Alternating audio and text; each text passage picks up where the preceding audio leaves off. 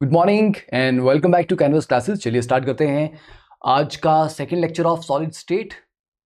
तो first lecture में हमने कुछ बेसिक सा कवर किया था, बहुत ज़्यादा चीज़ें भी कवर नहीं की, बहुत ज़्यादा स्पीड भी हमने नहीं पकड़ी थी। बट अब आई थिंक टाइम आ गया थोड़ा सा हम स्पीड पकड़ लें, because this topic must be very familiar to you, because hopefully recently आपने पढ़ा होगा, इसी साल ये टॉपिक पढ़ा भी होगा। ठीक है, तो अब हम थोड़ी सी स्पीड पकड़ेंगे इस पर्टिकुलर लेक्चर से। देखिए, now in a face centred cubic lattice atom A occupies the corner positions, मतलब ए जो है वो आपका कॉर्नर पे है। तो बेटा हर एक कॉर्नर कितना कंट्रीब्यूट करता है? 1/8। तो ए के 8 कॉर्नर पे 1/8 अगर कंट्रीब्यूशन आएगा तो कितना आएगा? 1। तो ए के एटम कितने आगे? 1। Then atom B occupies the face centered position. तो बेटा फेस सेंटर 6 होती हैं, हर एक पे हाफ हाफ कंट्रीब्यूट करता है, मतलब एक फेस जो है वो आधा इधर होगा आधा इधर होगा। तो एक यूनिट सेल में वो आधा कंट्रीब्यूट करेगा। तो 6 फेस होंगे, तो 6 into half that is 3। If one atom of B is missing from one of the face centered, तो बी आपका 3 से हो जाएगा 2.5। The formula of the compound, तो ए का 1 है और बी का 2.5 है, तो 2 से मल्टीप्लाई कर लीजिए, A2B5 आ जाएगा आपका। ठीक है, सी ऑप्शन। मतलब बहुत बेसिक सा क्वेश्चन है, आई अंडरस्टैंड, बट देखिए रिसेंटली आया हुआ है। ठीक है, तो क्वेश्चन इजी ही आए हुए हैं।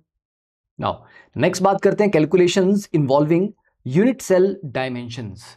देखिए, तो यूनिट सेल की डायमेंशंस को लेके लास्ट लेक्चर में भी हमने थोड़ी सी बात की थी कि सिंपल क्यूबिक में, बॉडी सेंटर्ड में, फेस सेंटर्ड में ए और आर का किस तरह का रिलेशन रहता है। देखिए, the number of atoms contained within the unit cell can be calculated by adding the contribution, जो आपने अभी किया कि 8 कॉर्नर पे, तो हर एक कॉर्नर कॉन्ट्रीब्यूट करता है 1/8।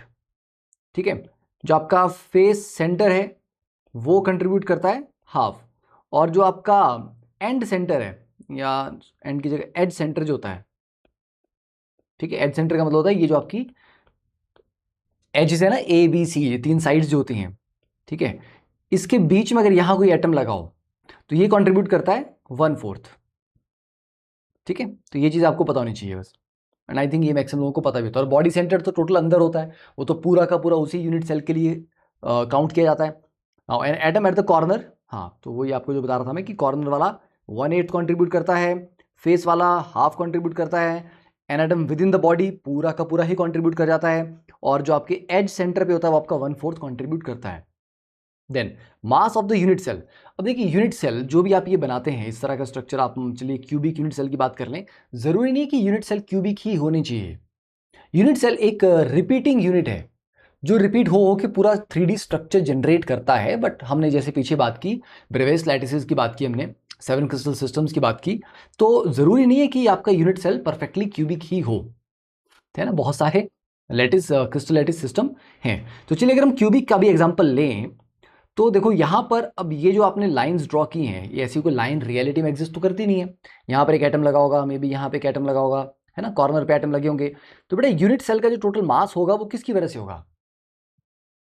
उस यूनिट सेल के अंदर जितने एटम हैं। ठीक है, तो जैसे अगर हम सिंपल यूनिट सेल लेते हैं, सिंपल क्यूबिक लेते हैं, तो सिंपल क्यूबिक में सिर्फ कॉर्नर पे होते हैं। तो कॉर्नर में कितने होंगे? 8 कॉर्नर है, और हर एक 1/8 कंट्रीब्यूट कर रहा है, तो 8 इंटू 1/8 दैट इज 1।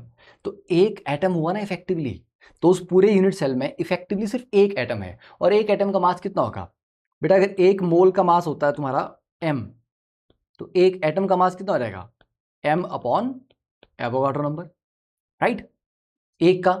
अच्छा, और अगर सर कॉर्नर के अलावा ना बॉडी सेंटर में भी एक था, तो इफेक्टिव नंबर ऑफ एटम जो है z आपका 2 हो जाएगा, क्योंकि कॉर्नर वाले मिला के 1 बनेंगे, और एक बॉडी सेंटर वाला जो भी 1 होगा, तो 1 + 1 दैट इज 2। तो 2 एटम्स है ना, तो 2 एटम के लिए क्या करोगे आप? तो एक एटम का वेट अगर m अपॉन Na है, तो 2 का कितना हो जाएगा? 2 इंटू एम अपॉन Na, है ना। तो मास ऑफ 1 एटम आपका इतना आ गया। तो जो भी आपके पास, अगर हम मास ऑफ यूनिट सेल बोलते हैं, तो यूनिट सेल का मास कितना होगा? जो आपका इफेक्टिव एटम्स है उसमें z into mass of 1 atom. ठीक है, तो एक एटम का कितना हो जाएगा? आपका एटॉमिक मास, या जो आपका एटॉमिक वेट आता है, डिवाइड बाय एवोगाड्रो नंबर, ये। तो इस तरह से आप एक यूनिट सेल का मास निकाल सकते हैं, समझे, एक यूनिट सेल का। अब आप बोलेंगे सर इसका क्या यूटिलाइजेशन है, क्वेश्चन में कैसे ये यूटिलाइज किया जा सकता है। देखिए, आपको अगर पूछा गया कि कितने यूनिट सेल हैं इसमें, इतना वेट है मेरे पास x gram of this particular solid है, उसमें कितने यूनिट सेल होंगे, तो आप एक यूनिट सेल का मास निकाल लो। है ना। अब वो FCC दिया है, BCC दिया है, सिंपल क्यूबिक क्या दिया है उसके अकॉर्डिंग Z, तो Z आपका 1 होता है फॉर सिंपल क्यूबिक, Z आपका 2 होता है फॉर BCC, और Z आपका 4 होता है फॉर FCC, और Z आपका 6 होता है for HCP, hexagonal close packing. ठीक है, तो एक यूनिट सेल का मास आपने निकाल दिया, Z into atomic weight upon Avogadro number, yes, एक का वेट आया। तो बेटा X में कितने यूनिट सेल होंगे, X gram divide by weight of 1 unit cell, तो ये आपके पास नंबर ऑफ यूनिट सेल निकल जाएंगे।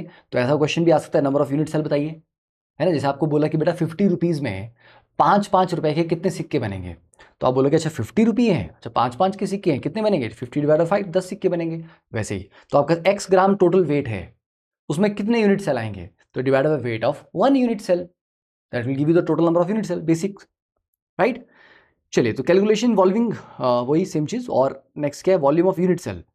अब देखिए, अगर ये परफेक्ट क्यूब है और साइड इसकी A है, तो इसका वॉल्यूम कितना रहेगा, A क्यूब। बट अगर ये परफेक्ट क्यूब नहीं है, वैसे तो आपको जनरली उस तरह के क्वेश्चन नहीं आते, आपको HCP वाले में आ सकता है, क्योंकि HCP is not a perfect cube, but apart from that हम FCC लेते हैं, BCC लेते हैं, वो आपकी क्यूबिकल ही होते हैं, ठीक है। बट फिर भी जो टोटल वॉल्यूम आएगा वो उस तरह से आप निकाल सकते हो, परफेक्ट क्यूब है तो आपका A क्यूब आ जाएगा।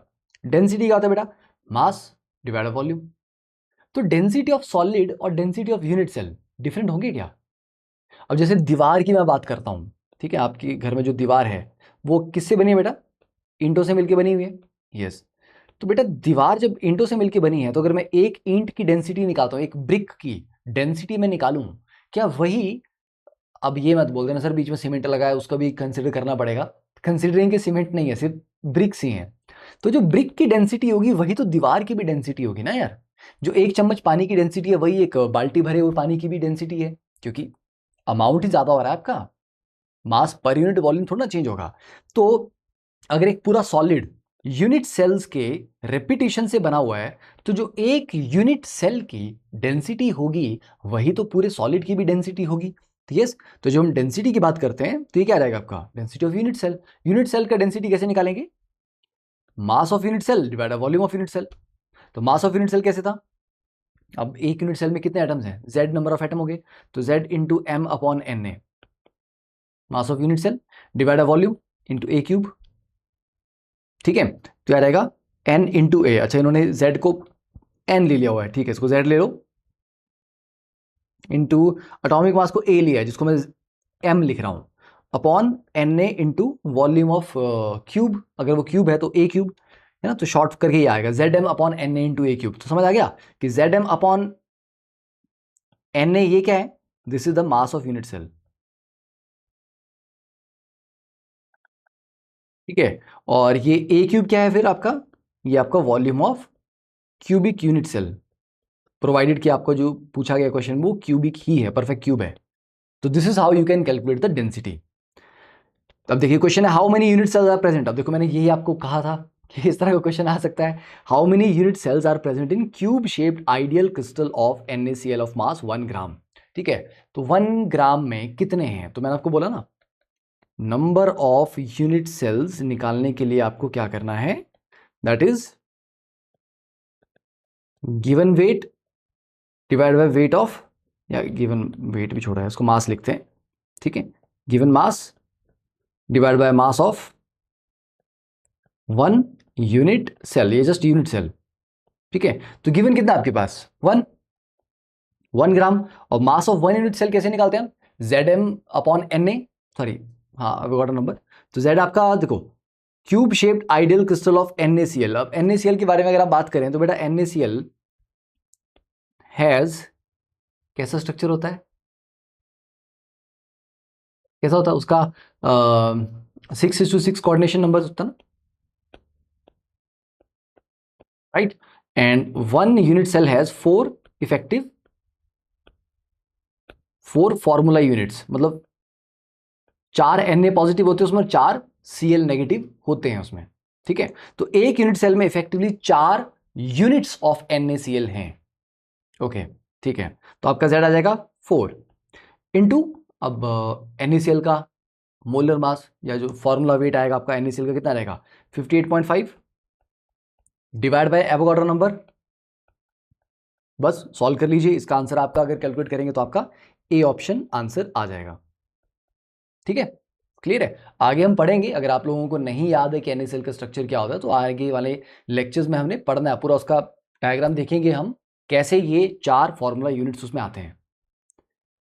Then question number 3, an ionic compound has a unit cell consisting of A ions at the corners of the cube. तो A आपकी कितने आ गए इफेक्टिवली 1, B कहाँ है centres of the faces of the cube, तो B आपके पास आगे 3।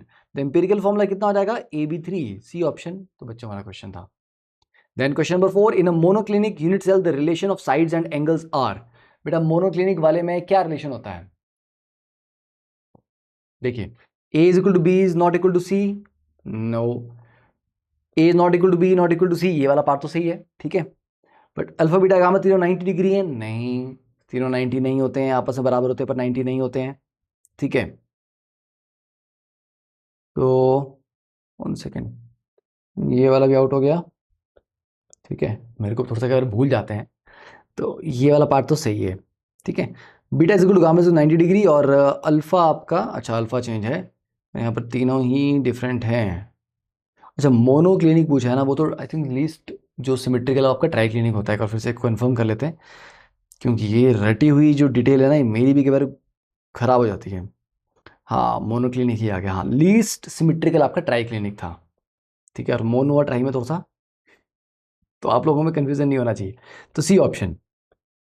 Okay चलिए next one, calculation involving unit cell dimension, ये आपके लिए डायग्राम है जस्ट रेफर करने के लिए। ऐसे तो मैंने लास्ट लेक्चर में आपको बता दिया था, सिंपल क्यूबिक में A is equal to 2R, okay, and body centered में A is equal to 4R by root 3, ठीक है, या root 3 A is equal to 4R, और FCC में आपका कितना होता है 4R is equal to root 2A, ठीक है। तो ये आ गया आपका सिंपल। तो अब आपको आई थिंक थोड़ा सा विजुअलाइज करने में आसानी रहेगी कि कैसी शेप है ना। अब कुछ स्टैंडर्ड फॉर्मूलाज और क्विक रिवीजन कि सिंपल क्यूबिक के लिए वॉल्यूम आपका A क्यूब आ जाएगा 8R क्यूब, बॉडी सेंटर्ड के लिए आपको पता है ना 4R is equal to root 3A था, तो A और R के बीच में रिलेशन आ गया, तो A क्यूब निकाल लोगे आप, तो A कितना है आपका 4R बाय रूट 3, इसका क्यूब कर लो, तो A क्यूब इतना आ जाएगा 4R बाय रूट 3 का क्यूब, तो वॉल्यूम उसकी कितनी आ जाएगी, ये तो आप आराम से निकाल सकते हैं। आई डोंट थिंक आपको ये याद करने पढ़ने की जरूरत है, but it is just mentioned है ना। फेस सेंटर्ड के लिए A और R का रिलेशन आपने अभी पढ़ा, उसके अकॉर्डिंग आप A क्यूब निकाल सकते हैं। डेंसिटी का आपको फॉर्मूला मैंने बता दिया, फॉर्मूला में आपको वैल्यू पुट करनी है, मतलब ZM upon NA into A cube, बस Z की वैल्यू पुट करते चलिए और आपका निकल जाएगा, है ना। वॉल्यूम स्पेस ऑक्यूपाइड कितना ऑक्यूपाइड है, क्योंकि यूनिट सेल में देखो, अब यूनिट सेल जैसे ये है, सारा एरिया तो ऑक्यूपाइड नहीं हो ना, जो A क्यूब है वो तो वॉल्यूम ऑफ यूनिट सेल है, उसमें से ऑक्यूपाई कितना है, कुछ तो खाली भी है, जैसे कि ये वाला एरिया खाली है, ये वाला एरिया खाली है, ये वाला एरिया खाली है, ये वाला एरिया खाली है, बीच में और भी एरियाज खाली होंगे, राइट। तो A क्यूब तो आपका टोटल वॉल्यूम है, उसमें ऑक्यूपाई कितना हो रहा है, BCC में Z कितना होता है इसका 2, तो बेटा 2 एटम का वॉल्यूम कितना होगा, एटम को आप परफेक्ट स्फेयर मान रहे हो तो एक का वॉल्यूम हो जाएगा 4/3 पाई आर क्यूब, तो वॉल्यूम ऑफ एटम्स हो जाएगा 2 इंटू 4/3 पाई आर क्यूब, ठीक है। And volume of unit cell कितना है यहाँ पे, ए कितना आपके पास 4R बाय रूट 3 इसका क्यूब, तो ये आपका टोटल वॉल्यूम था और इतना सा आपका ऑक्यूपाइड है। तो पैकिंग फ्रैक्शन पता है ना, पैकिंग फ्रैक्शन कैसे निकालते हैं हम, मतलब मेरे पास जितना वॉल्यूम है अगर वो सारा का सारा ऑक्यूपाइड है तो भैया 100% एफिशिएंसी है, ओके। बट अगर उसका कम ऑक्यूपाइड है, आधा ही वॉल्यूम ऑक्यूपाई हो रहा है, आधा वेस्ट जा रहा है, तो 50% एफिशिएंट है ना वो चीज। तो इस तरह से हम आगे निकालेंगे पैकिंग फ्रैक्शन, ठीक है। चलिए नाउ अब पैकिंग की बात कर लेते हैं। देखिए close packing in one dimension मतलब पार्टिकल एक ही डायरेक्शन में लगे हुए हैं, बस इसका कोऑर्डिनेशन नंबर कितना होता है बेटा 2, क्यों, क्योंकि कोई एक एटम लोगे आप, उसके इमीडिएट पड़ोसी कितने हैं, 2 हैं, एक बगल में और एक बगल में, मतलब एक लेफ्ट में और एक राइट में, 2 के साथ वो कॉन्टैक्ट में है, तो कोऑर्डिनेशन नंबर आपका 1 डायमेंशन में आपका 2 आता है। अब 2 डायमेंशन में अगर हम बात करें हम क्लोज पैकिंग इन 2 डायमेंशन, मतलब एक शीट लाइक स्ट्रक्चर है ना 2 डायमेंशन, तो 2 डायमेंशन में 2 तरह की आपकी क्लोज पैकिंग होती है, एक स्क्वायर क्लोज पैकिंग और एक हेक्सागनल क्लोज पैकिंग। इस हेक्सागनल क्लोज पैकिंग को वो 3D वाला जो HCP है उससे कंफ्यूज मत कर देना, क्योंकि ये 2 डायमेंशन में पैकिंग की हम बात कर रहे हैं अभी। ओके, देखिए तो क्या होता है, ये जो आपकी सिंपल वन डायमेंशन वाली लेयर थी, अगर इसके नीचे एक और ऐसी लेयर ही रख दूं, बिल्कुल एग्जैक्टली इसके नीचे ऐसी ही लेयर रख दूं मैं, तो उससे क्या होगा, पहली लेयर का नाम अगर ए है, दूसरी भी ए, तीसरी भी ए, चौथी भी ए, तो ये जो ए टाइप पैकिंग बनती है इसको बोलते हैं स्क्वायर क्लोज। क्यों? क्योंकि इनमें अगर आप सेंटर्स इस तरह से कनेक्ट करेंगे तो ये एक स्क्वायर बनता है ना, बीच में एक एटम है, ये कितने लोगों के साथ कनेक्टेड है, कितने लोगों के साथ टच हो रहा है, 4 एटम्स के साथ टच हो रहा है, तो यहां पर जो कोऑर्डिनेशन नंबर है that is 4। Okay, and this, अब आप बोलोगे सर जरूरी क्या ऐसे ही कनेक्ट करना है चारों को, और तरीके से नहीं कर सकते? हाँ जी, और भी कर सकते हो, ऐसे करके देख लीजिए, तब भी आपका स्क्वायर बनेगा। ओके, ठीक है, तो ये हो गया आपका, तो ये ए टाइप की पैकिंग होगी, कोऑर्डिनेशन नंबर 4 आ गया। अब अगर मैं ऐसा करूं कि पहली लेयर के नीचे दूसरी लेयर को मैंने एग्जैक्टली वैसे नहीं रखा, थोड़ा सा क्या रखा मैंने, पहली लेयर का जो ये डिप्रेशन थे, दुकान में देखा ना तुमने, एक फ्रूट्स की दुकान जो होती है, अब संतरे रखे हैं, सेब रखे हैं, कैसे रखे होते हैं, पहली लेयर या अंडे रखे होते हैं, तो पहली लेयर का जो डिप्रेशन है उसमें दूसरी लेयर रखते हैं।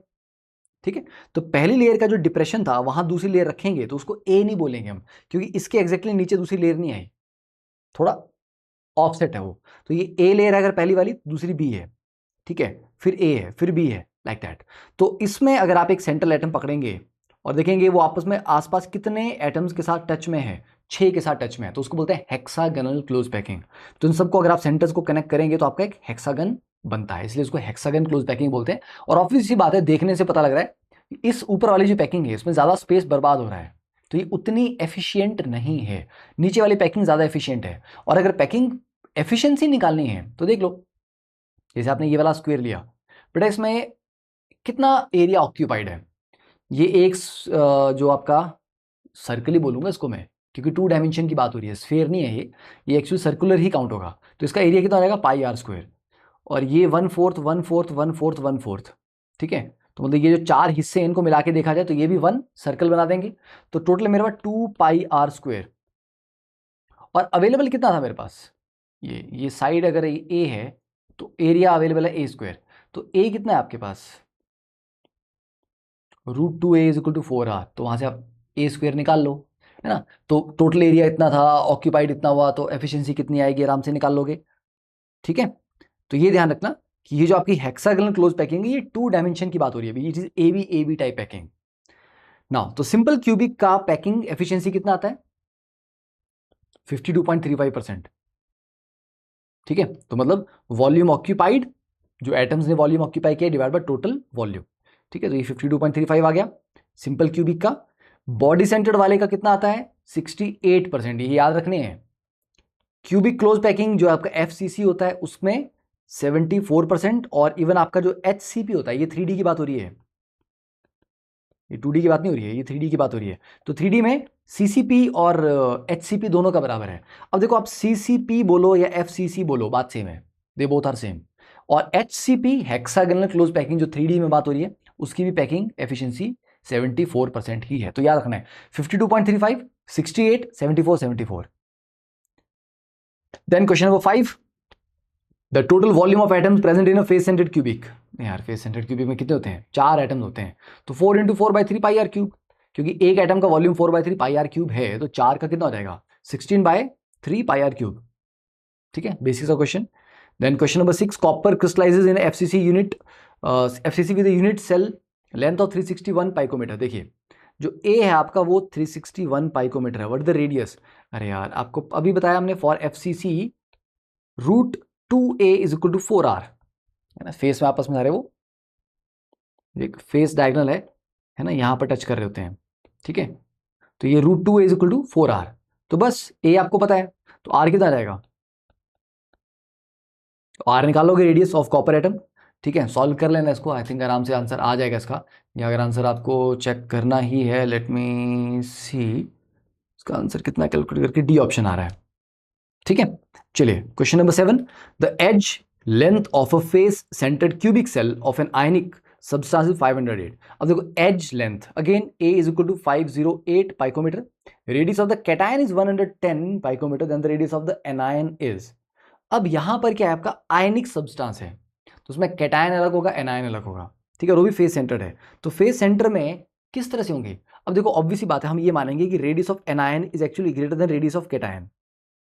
नॉर्मली जरूरी नहीं हमेशा ऐसा हो, बट नॉर्मली ऐसा होता है कि एनायन बड़ा होता है, कैटायन छोटा होता है। तो ये बेटा जो एनायन है, जो बड़ा है साइज में, वो कहाँ जाएगा? वो ऑब्वियसली लैटिस साइड्स के ऊपर होना चाहिए, ठीक है। और जो कैटायन है ये आपका कहाँ जाएगा? ये आपका वॉइड्स में जाएगा, ठीक है। तो face centred cubic of an ionic substance is 508। अब आप इसको किससे रिलेट कर सकते हो बताओ जल्दी से? ये जो आपका एफसीसी स्ट्रक्चर है, इसको आप किससे रिलेट कर सकते हो?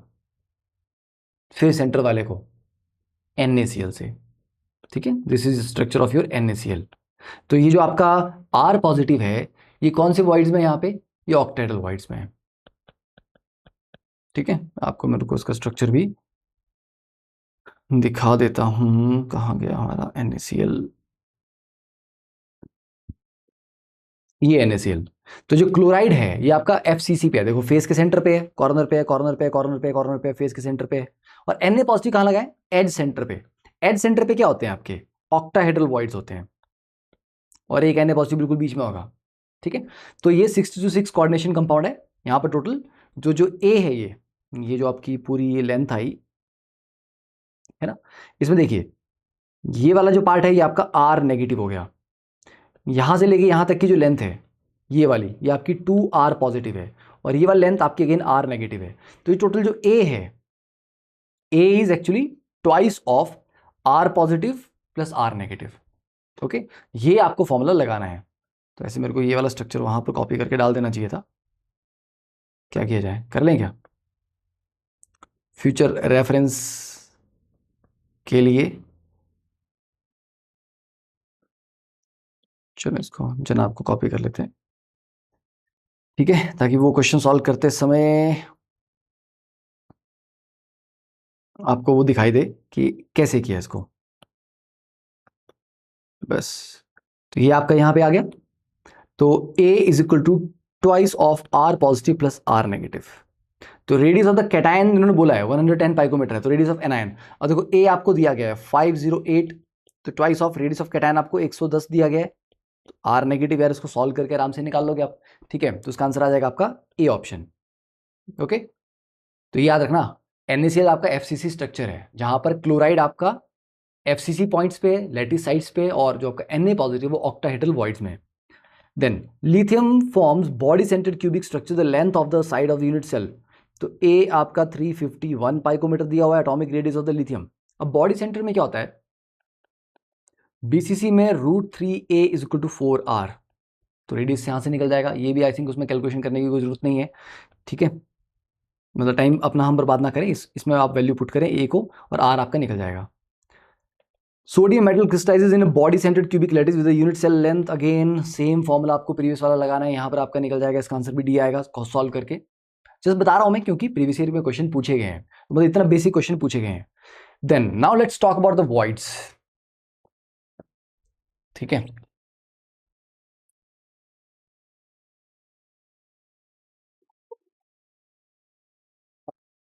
एंड वन थिंग, अगर आपको लेक्चर अच्छे लग रहे हैं, कोर्स अच्छा लग रहा है, तो उसको शेयर जरूर करना, बिकॉज ऐसा नहीं कि crash course is only for जब एग्जाम सर पे हो। कभी भी अगर आपको पूरा सिलेबस रिवाइज करना है किसी को भी, तो उसके लिए एक रिवीजन कोर्स है, ठीक है। देखिए, तो टेट्राहेड्रल वॉइड, टेट्राहेड्रल वॉइड बनता कैसे है? टेट्राहेड्रल आपने ज्योमेट्री के बारे में भी पढ़ा हुआ है ना। तो टेट्राहेड्रल ज्योमेट्री कैसी? सेंटर पकड़ते हैं, एक बॉन्ड ऊपर जाता है, यहाँ जाता है, यहाँ जाता है, यहाँ जाता है।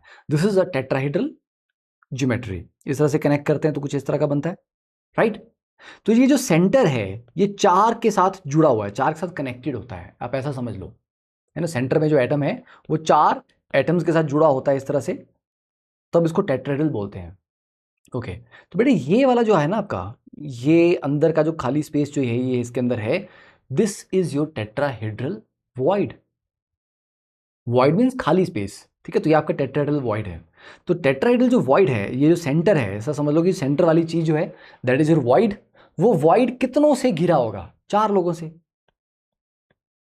एक, ये दो, ये तीन, ये चार। तो ये जो वॉइड है आपका, ये चार लोगों से घिरा होगा।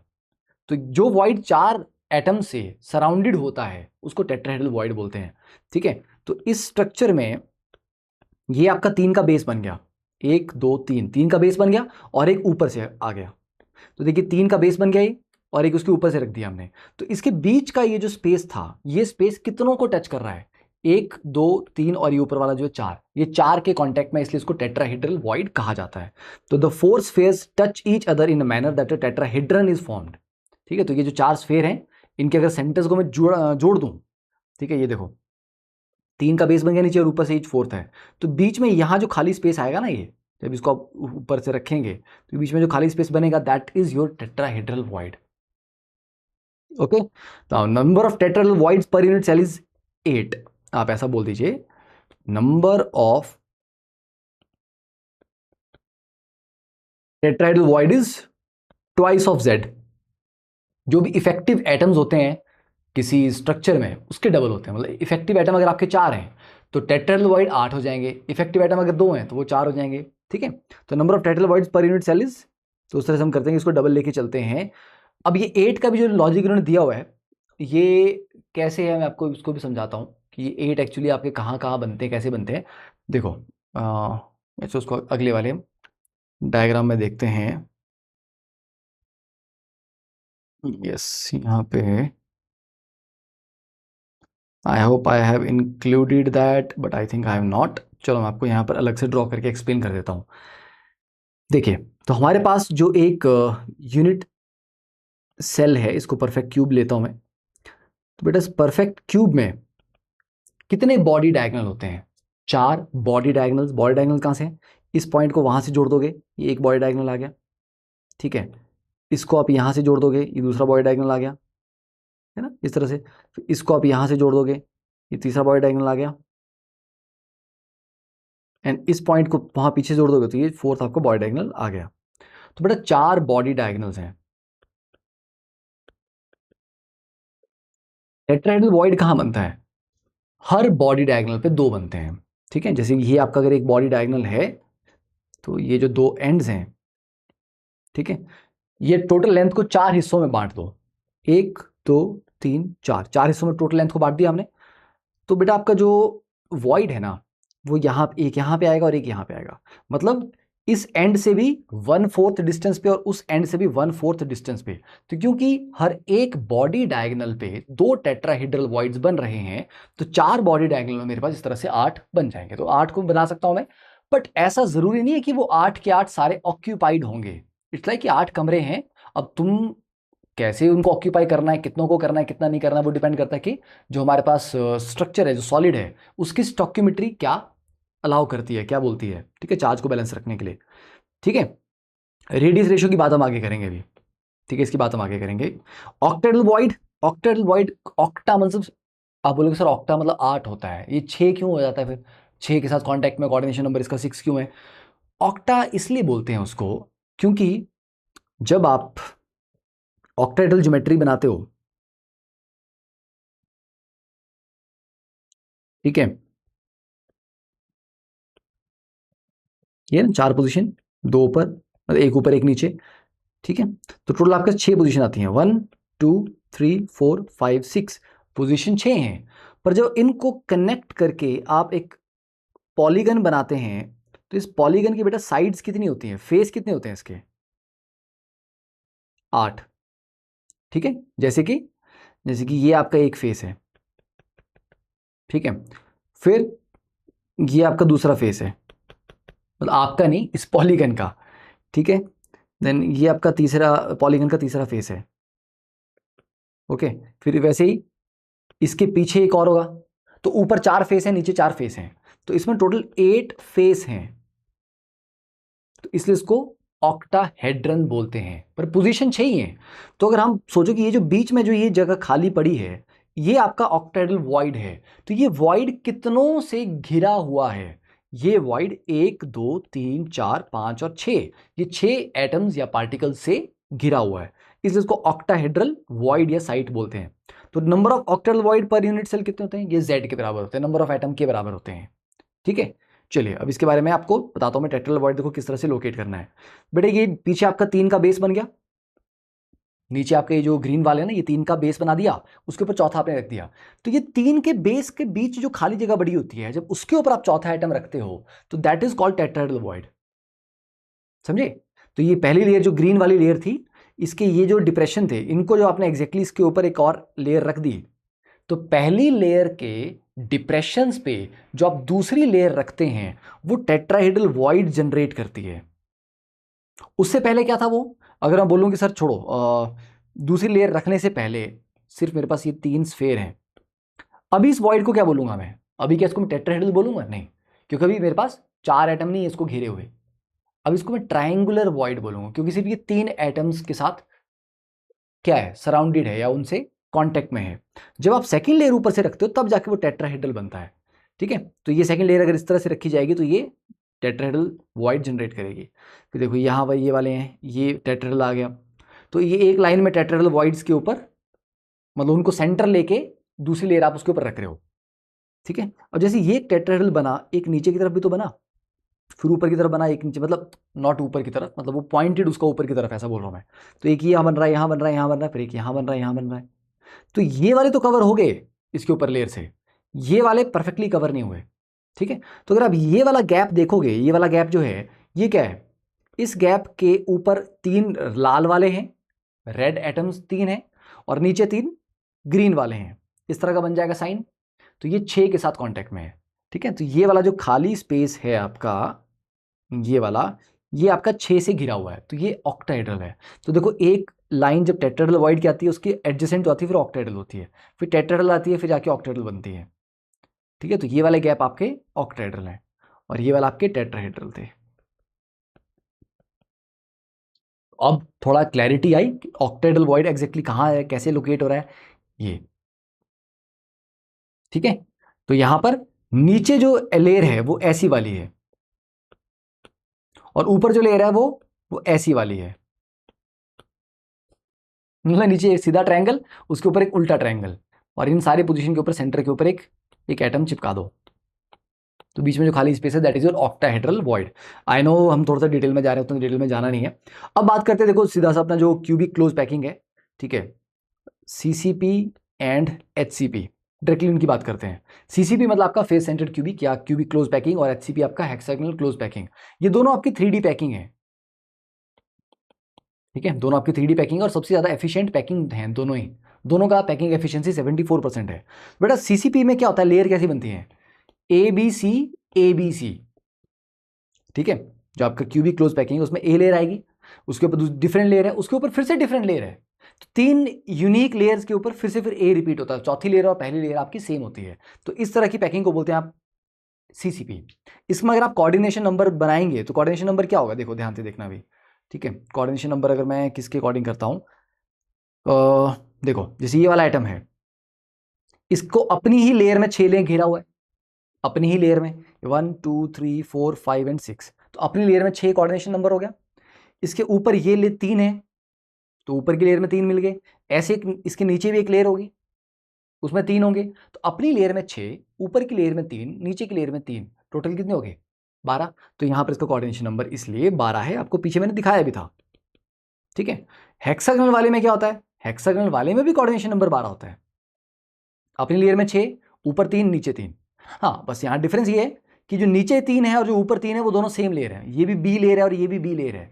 पर यहां पर क्या हो जाएगा, ए के नीचे सी थी, ऊपर बी है, तो ऊपर और नीचे जो लेयर है वो एक्जैक्टली सेम नहीं है, डिफरेंट है, पर कोऑर्डिनेशन नंबर दोनों का 12 ही है। ये आपका एचसीपी का इस तरह का आप ड्रॉ करके अगर देखें, जब ज्योमेट्री इसकी हम पूरी सॉल्व करते हैं, डिटेल में पढ़ते हैं।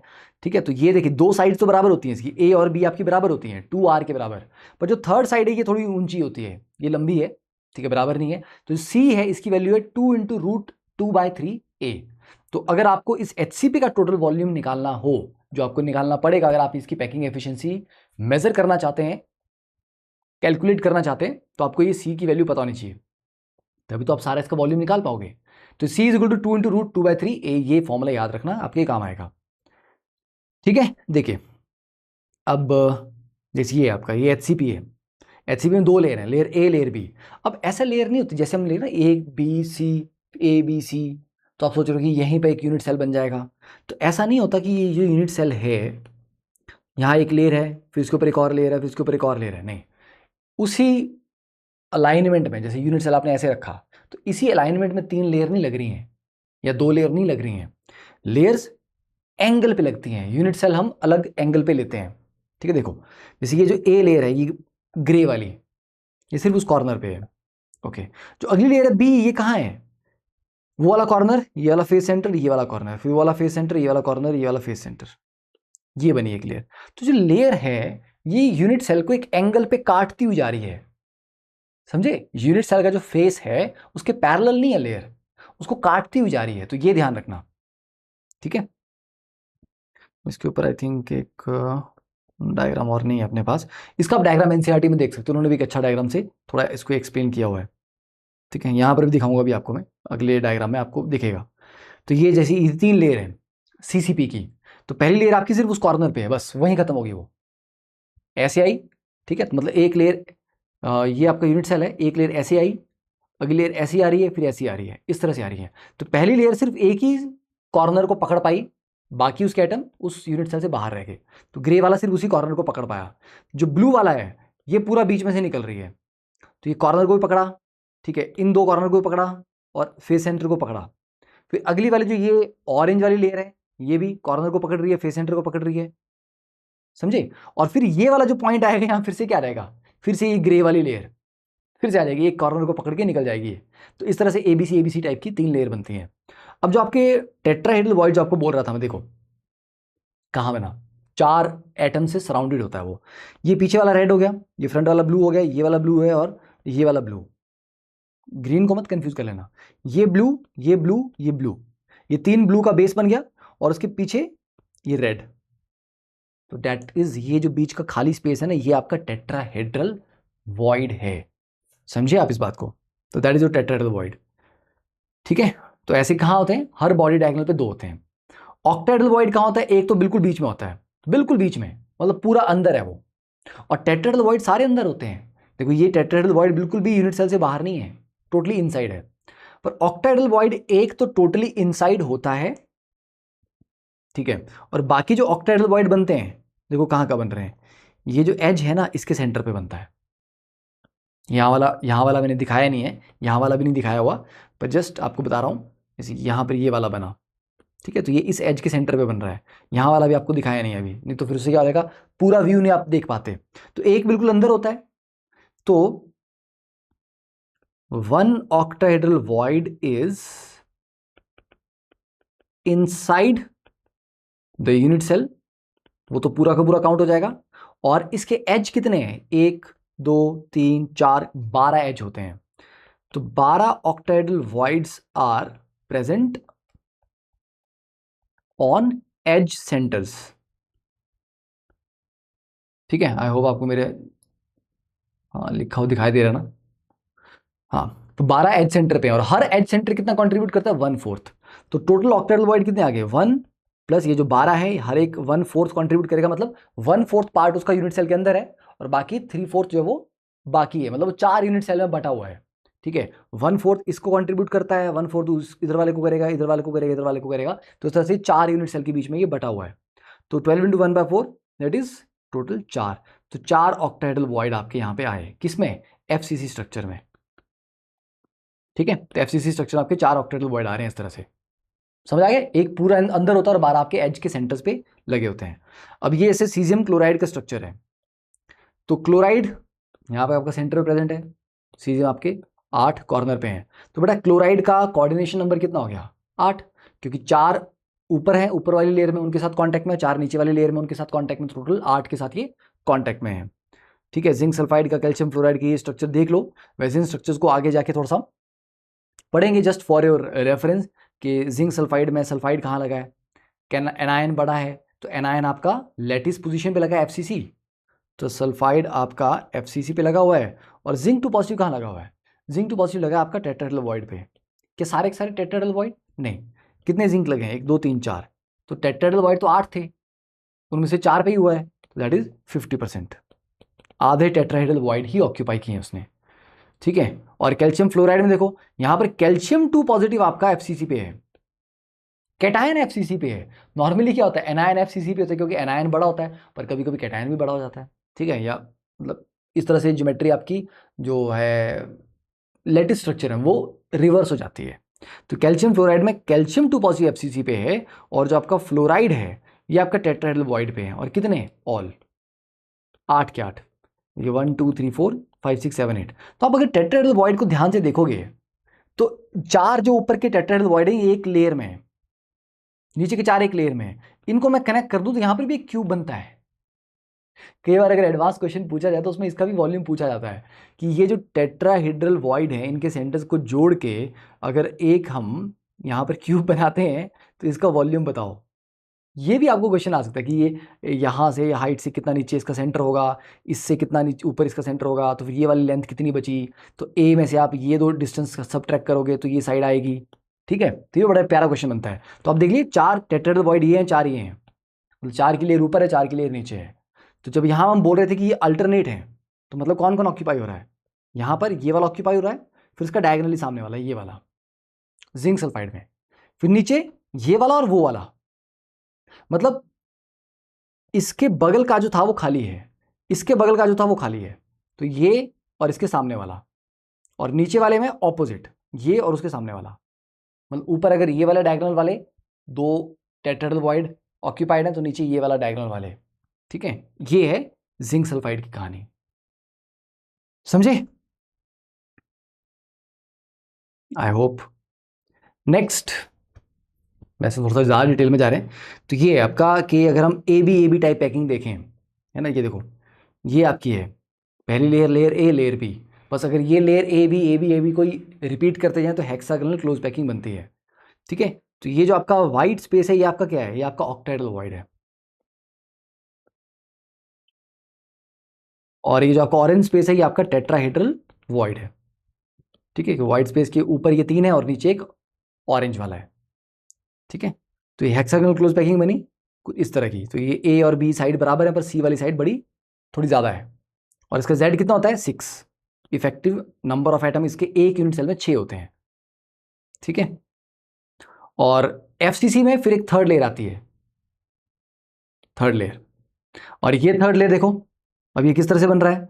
तो देखो ये ब्लू है, ये सिर्फ क्यूब में सिर्फ एक कॉर्नर पकड़ा। अगले वाली जो है लेयर ये कौन सी आपकी? ग्रीन वाली। और लास्ट में फिर आपकी ऑरेंज वाली। ओके, मैंने कहा ना वो एंगल पे काटती हैं यूनिट सेल को, तो वो आप इससे थोड़ा विजुलाइज कर पाएंगे। अब आते हैं लिमिटिंग रेडियस रेशियो। देखो मेरे को इस लेक्चर में ये चैप्टर कंप्लीट करना है, तो लिमिटिंग रेडियस रेशियो क्या होती है?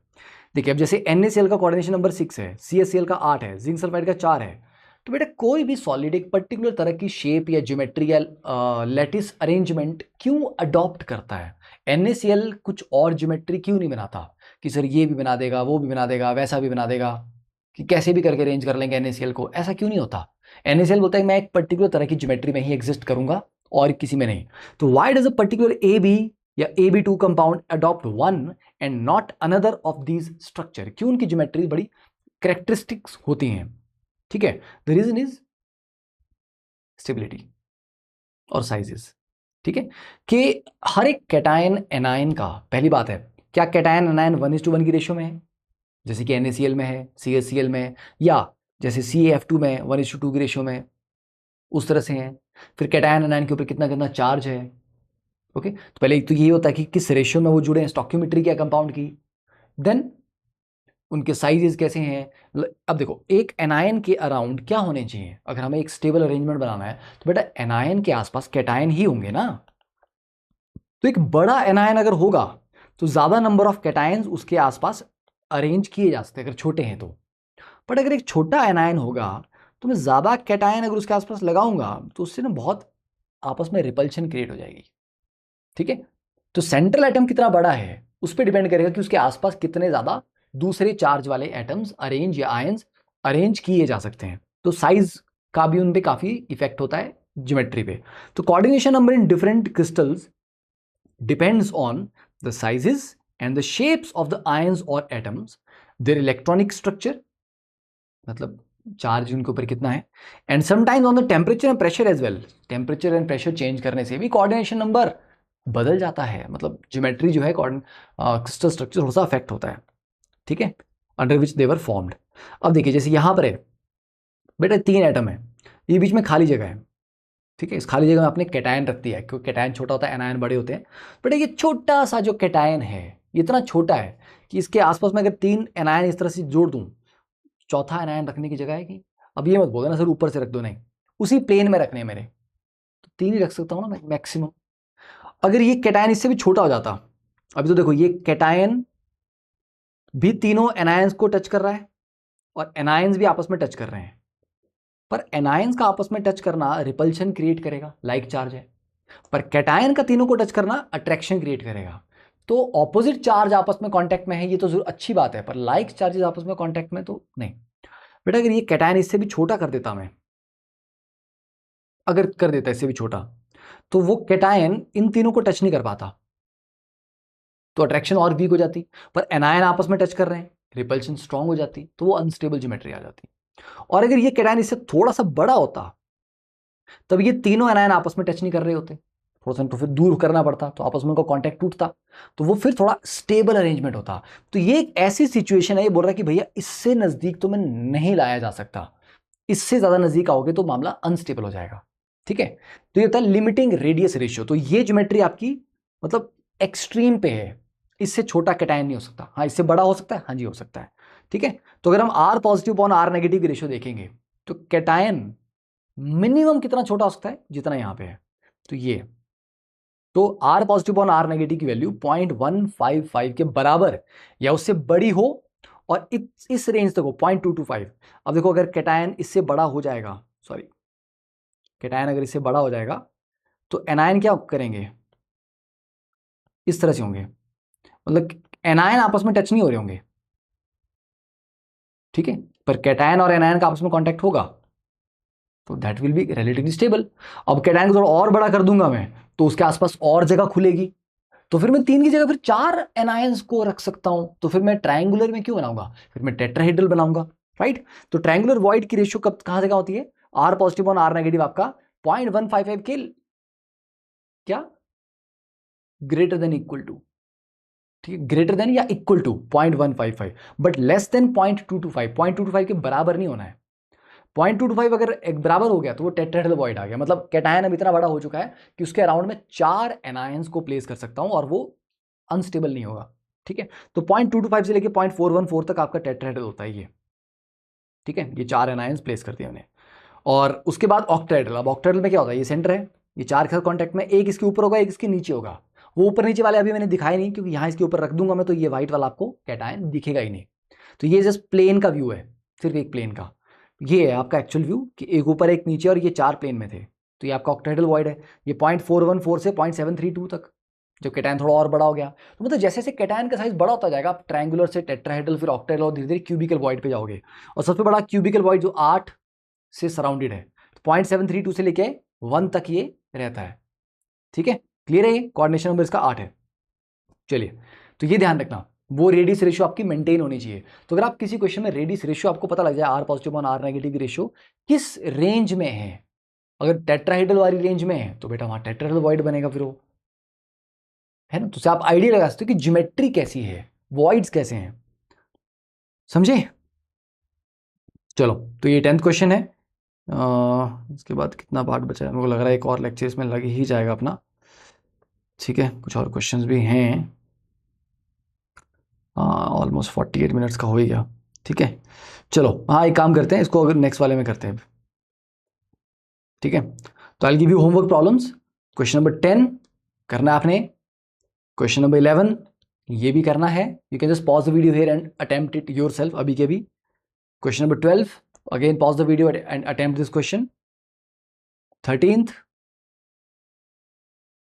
14th